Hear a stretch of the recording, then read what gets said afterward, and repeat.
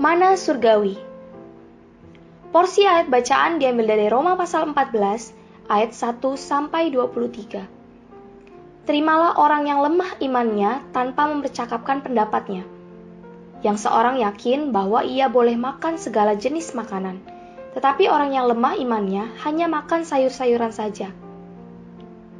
Siapa yang makan, janganlah menghina orang yang tidak makan, dan siapa yang tidak makan, janganlah menghakimi orang yang makan, sebab Allah telah menerima orang itu. Siapakah kamu sehingga kamu menghakimi hamba orang lain? Entahkah ia berdiri, entahkah ia jatuh, itu adalah urusan tuannya sendiri.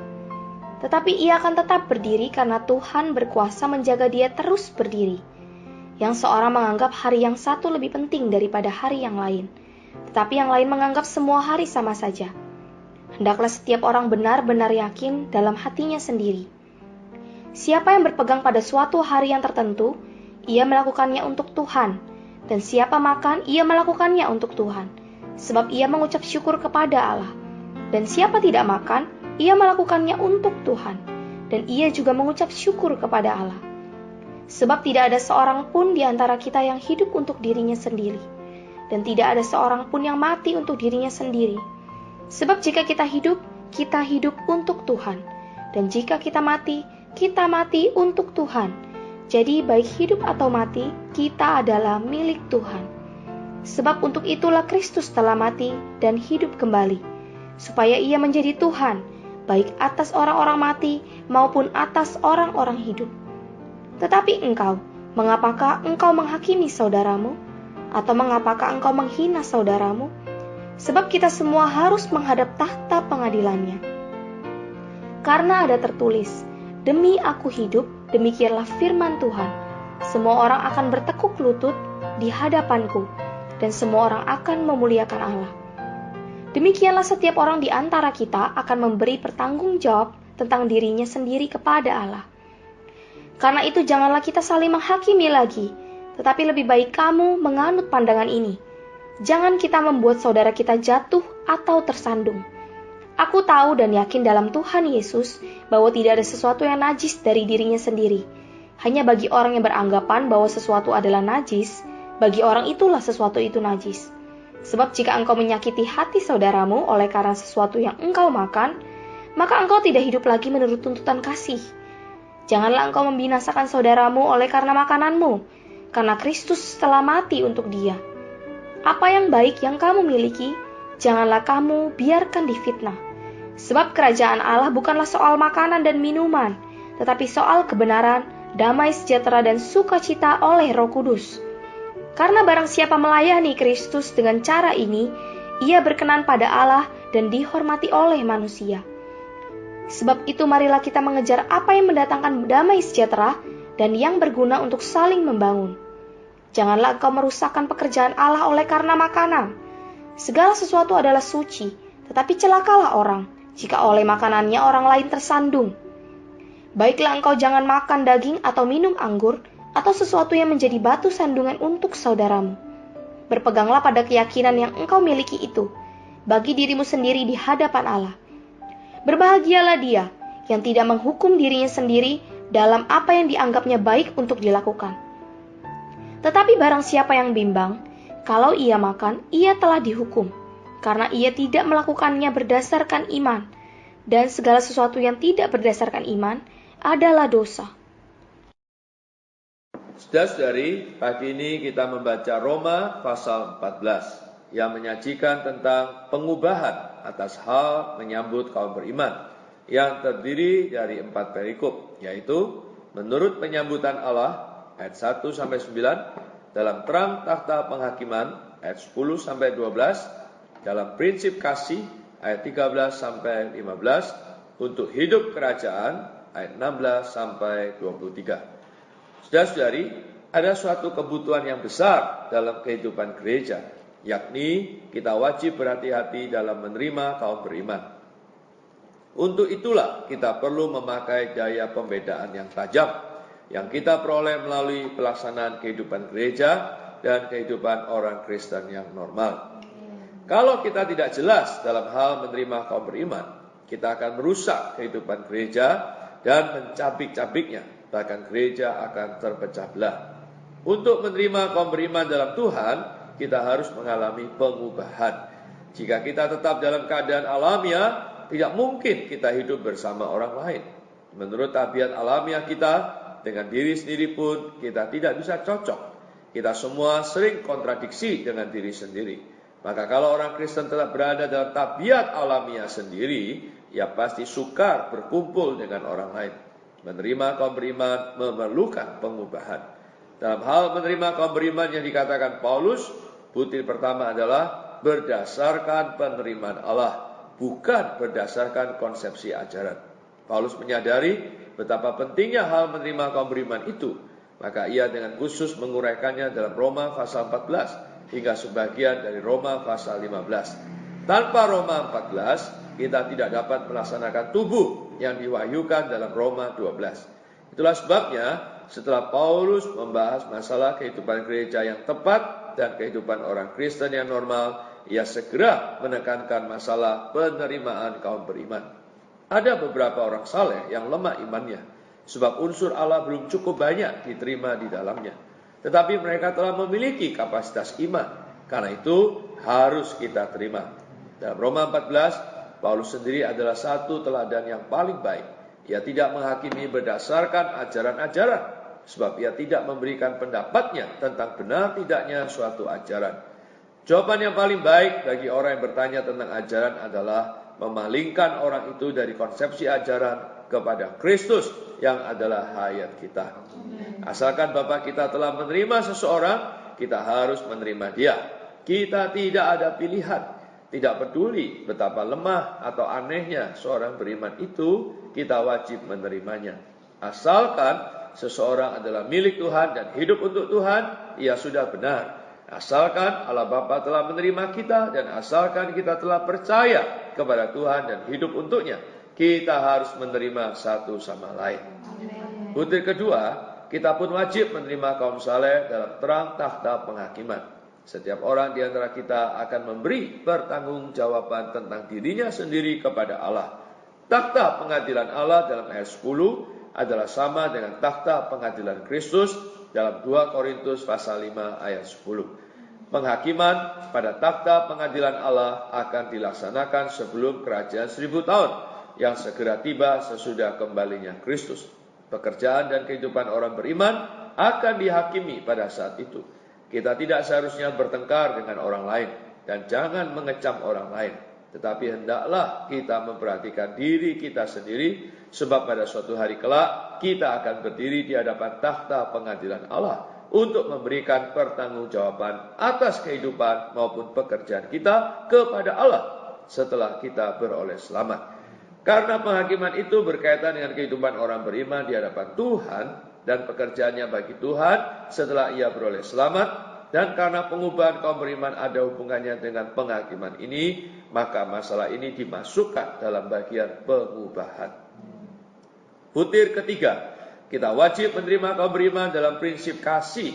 Jika kita menerima kaum beriman dalam kasih, kita tidak akan menghakimi orang lain, tidak menaruh suatu sandungan di hadapannya, tidak menyakiti hatinya, dan tidak membinasakan orang yang baginya Kristus telah mati, tetapi sebaliknya hidup menurut kasih. Butir keempat, masalah menerima kaum beriman berkaitan pula dengan kehidupan kerajaan pada masa kini. Gereja adalah kerajaan Allah pada zaman ini, sebab kerajaan Allah bukanlah soal makanan dan minuman. Ini suatu bukti kuat bahwa kerajaan Allah sudah ada saat ini. Selain itu, Matius pasal 16 ayat 18 dan 19 juga membuktikan bahwa kerajaan Allah adalah gereja. Gereja adalah masalah kasih karunia dan hayat, sedang kerajaan adalah masalah latihan dalam zaman ini dan disiplin dalam zaman yang akan datang. Dalam gereja, di satu pihak kita menikmati kasih karunia dan mengalami hayat, sedang di pihak lain kita mengalami sejumlah latihan. Dalam gereja sebagai kerajaan, kita berada di bawah pimpinan dan kuasa Kristus sebagai kepala. Itu adalah masalah latihan. Untuk menempuh kehidupan gereja, kita perlu mendapat latihan-latihan kerajaan. Kerajaan Allah adalah soal kebenaran terhadap diri sendiri, damai sejahtera terhadap orang lain, dan sukacita bersama Allah dalam roh Anda. Tatkala Kristus diekspresikan, dialah kebenaran kita bagi diri kita sendiri, damai sejahtera kita bagi orang lain, dan sukacita kita bersama Allah. Kita harus ketat terhadap diri sendiri dan jangan membuat alasan untuk memaafkan diri sendiri. Kita harus benar, disiplin, dan adil dalam segala hal yang kita lakukan. Terhadap orang lain, kita harus berusaha mengejar damai sejahtera dan senantiasa berusaha hidup rukun dengan orang lain. Damai sejahtera adalah ekspresi Kristus yang dinyatakan dari dalam kita. Selain itu, kita juga harus bersukacita setiap hari. Saudara-saudari, menerima orang beriman adalah melayani Kristus. Hal ini harus kita lakukan seperti dalam kerajaan Allah. Dan dengan cara melayani Kristus seperti seorang budak dalam kebenaran, damai sejahtera, dan sukacita dalam Roh Kudus. Bukan dengan mementingkan konsepsi doktrinal. Perbuatan yang demikian tentu diperkenan Allah, juga dihormati oleh manusia. Dengan berbuat demikian, kita tidak akan menimbulkan perpecahan, melainkan senantiasa memelihara kesatuan roh bagi pelaksanaan kehidupan tubuh. Selain itu, marilah kita mengejar apa yang mendatangkan damai sejahtera dan yang berguna untuk saling membangun. Perkara yang saling membangun adalah perkara yang menyuplaikan hayat kepada setiap anggota tubuh, supaya dapat saling dibangunkan. Untuk melakukan kedua perkara ini, kita perlu membuang seluruh konsepsi doktrinal dan mengatasi segala hambatan yang berasal dari pengetahuan otak. Iblis sungguh licik. Selama berabad-abad ia selalu memperalat konsepsi doktrinal dan pengetahuan otak untuk menghambat pelayanan hayati itu dan untuk memecah belah tubuh Kristus. Saudara-saudari, jika kita membuat orang beriman yang manapun tersandung karena konsepsi doktrinal, itu berarti kita telah merusak, menghancurkan pekerjaan kasih karunia Allah di atas diri mereka. Kita harus memperhatikan pekerjaan Allah, bukan konsepsi doktrinal kita. Selain itu, kita perlu melakukan setiap perkara berdasarkan iman dan tidak bimbang. Kiranya Tuhan merahmati kita. Mari berdoa. Tuhan, kami mengucap syukur atas firman-Mu pada pagi hari ini. Tuhan, sungguh kami perlu proses pengubahan. Tuhan, kami begitu alamiah. Tuhan, kami mohon Roh-Mu selalu mengubah kami ya Tuhan. Tuhan, sehingga pada suatu hari kami boleh menerima, menyambut setiap kaum beriman. Tuhan, bukan sesuai dengan alamiah kami, tetapi menurut Dikau ya Tuhan. Oh Tuhan Yesus, Tuhan, kami menjadi orang yang dipenuhi oleh kasih. Tuhan, hidup di dalam terang penghakiman-Mu ya Tuhan. Dan terus berlatih dalam hidup gereja hari ini. Berlatih di dalam realitas kerajaan. Tuhan, sehingga kami menjadi benar terhadap diri sendiri dan memiliki damai sejahtera terhadap orang lain. Bahkan di dalam roh kami boleh bersukacita setiap hari. Tuhan, beri kami anugerah-Mu yang cukup sehingga kami demikian berlatih terus di dalam hidup gereja, realitas kerajaan-Mu hari ini. Oh Tuhan Yesus, kiranya demikian Kau jadikan kami saluran berkat-Mu ya Tuhan, sehingga kami boleh terus-menerus memelihara kesatuan roh dibagi pelaksanaan kehidupan tubuh Kristus. Terima kasih ya Tuhan, di dalam diri-Mu kami berdoa. Jangan tipuku dengan dunia dan keuntungan sia-sia. Jangan godaku dengan mewah dan impian yang hampa. Ku telah